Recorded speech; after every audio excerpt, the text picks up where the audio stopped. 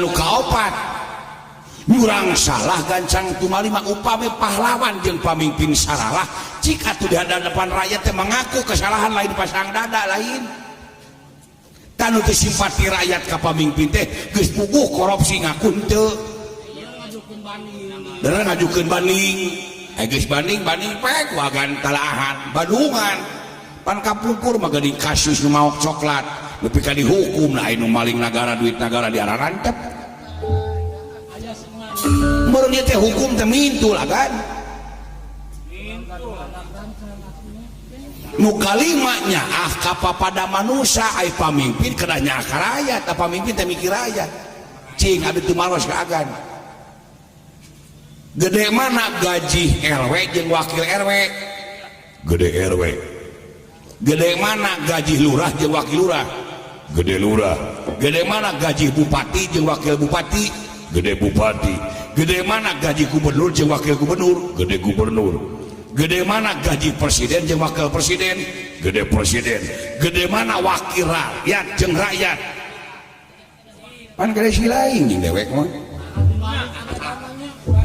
balik man ulah mamatahan kakaulah sanes mamatahan tapi kapan dia mah abdi mah ngelingan ka agan hutan pan tadi ge sanes bade ngaguruan abdi sanes pan agan berangkat ati rakyat jeneng pahlawan teh pan sanggup kabelaan rakyat ngajalankeun perundang-undangan sabab naon undang-undang di negara pasal hiji nyebutkeun kadaulatan sapenuhna aya di tangan nu kieu patut di tangan rakyat pan rakyat mah langgeng pamimpin masa kudu dipilih ku rakyat 5 tahun 10 tahun paling lila 2 periode rakyat langgeng pan ulah asa aing negara lain nu pamimpin negara nu raja negara lain nu pahlawan tapi negara nu rakyat kapan dina pasal 34 disebutkeun yen fakir miskin jeung anak terlantar wajib dilindungi ku negara apa dina pasal undang-undang oge aya undang-undang tah abdi naroskeun ka agan pangna terjadi ributan di Panawa gara-gara abdi dek unggal ka sabarga nyuhunkeun surat izin sanes di pasihan kalah ka diteungeulan usaha ku bapak ente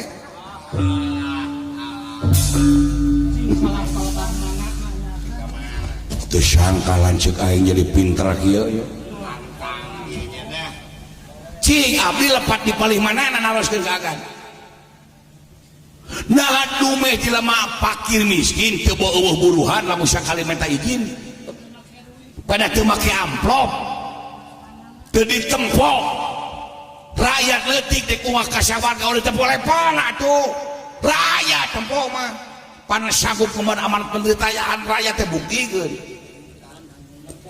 teu cara aya kapalai panagan teh kapungkur mah gumar-gemor ka rakyat ngabelaan abdi kawas nu gelo abus belusukan ka pakampungan nu gelo ge di wawuhan abagikeun sembako kawas belel geuning dipake sakali ge supaya agan kapilih jadi pamimpin anas abdi panodoh susumar Gatotkaca akan menjadi seorang pahlawan yang bijak Gatotkaca akan menjadi seorang pemimpin yang hebat masang baliko di perapatan meni senyum ke tempuh huntu gek magening agan ke jeneng pamimpin pernah eling ke abdi ke tim sukses nih tuh tapi sawion nu penting mah negara aman santosa ieu mah teu pira abdi bade nyuhunkeun surat izin diteungeulan ieu tanu nyerihan teh abdi mah mana hukumnya tuh ulah kawas badok abdi hukum teh agan teh kagungan gagak rancang segeda kaluhur kahanap seged kalungkur sanajan saluhulun agan raja dewa salah tungtut luyu jeung hukum nu berlaku ai seged kahanap sanajan agan dihina ku rakyat upami salah tumarima kana kasalahan ieu mah hukum teh kawas badok abdi geuning ai kahanap seged ai kaluhur mintul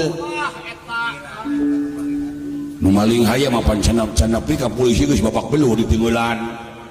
nu maling duit negara korupsi teureun-eureun mana geuning barebas wae hukum bisa dibeli nepikeun ka aya tahanan bisa lajo poli pan ka luar negeri mana ditahan maka jeung di penjara aya kulkas mana hukum teh lamun bener hukum adil